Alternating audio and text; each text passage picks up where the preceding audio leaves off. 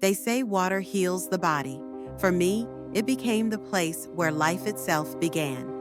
My name is Tessa Rider. I was 29 years old, living in Longmont, Colorado. And that day in 2022, all I wanted was a little relief. I was heavily pregnant, exhausted, and battling sharp hip and nerve pain. The YMCA swimming pool felt like the perfect escape. The cool water promised a break from the weight pressing down on me. I thought I'd float for a while, stretch out my aching body, and go home feeling lighter. But life had other plans. The moment I slipped into the pool, something shifted, a tightening deep inside my belly, sharper than before. Then another. At first, I told myself it was just cramps, maybe a false alarm, but each wave came faster, harder, unstoppable. Within minutes, I realized I wasn't just swimming anymore. I was in labor. Panic rose in my throat. This wasn't supposed to happen here, in a public pool, surrounded by strangers. I tried to breathe, tried to make sense of the chaos inside my body. The world around me blurred, the splashes of swimmers, the smell of chlorine, the echo of voices bouncing off tiled walls. My body was taking over. That's when I saw her,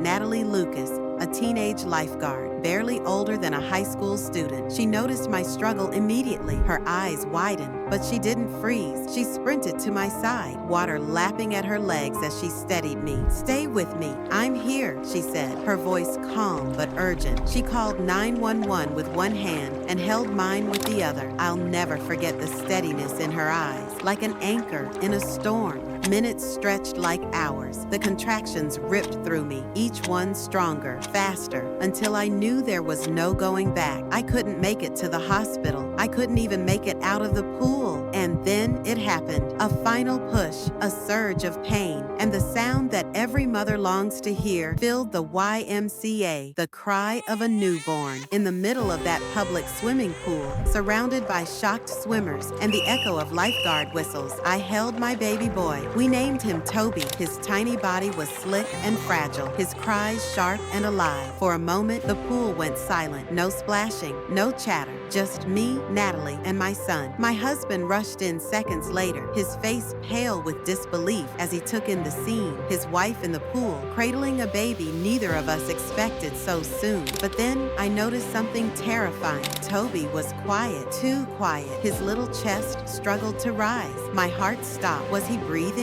Was he okay? That's when Natalie, this brave teenager who had never delivered a baby in her life, leaned down and cleared his tiny airway. She rubbed his back, urging him to cry again, and slowly he did. His chest lifted, his cry grew stronger, and the color returned to his face. The paramedics burst through the YMCA doors just moments later, their gear clattering, their voices firm and professional. They wrapped Toby in warm blankets, checked his vitals, and smiled. He's healthy, he's perfect. Relief washed over me like the water itself. Tears spilled down my cheeks as I kissed his damp head. In the strangest of places, with the unlikeliest of heroes, my son had arrived safely. Later, when I held him in the hospital, I replayed it all. The tiled walls, the smell of chlorine, the teenage lifeguard who didn't hesitate. People go to pools to swim, to exercise, to escape their troubles. But for me, the pool became a delivery room, a stage for a story I'll never forget. Natalie never bragged about what she did, but I know this. She gave me the courage I didn't think I had. She gave Toby the breath he needed to live, and she gave me a memory so wild, so unexpected, that people still shake their heads in disbelief when they hear it. I walked into that YMCA pool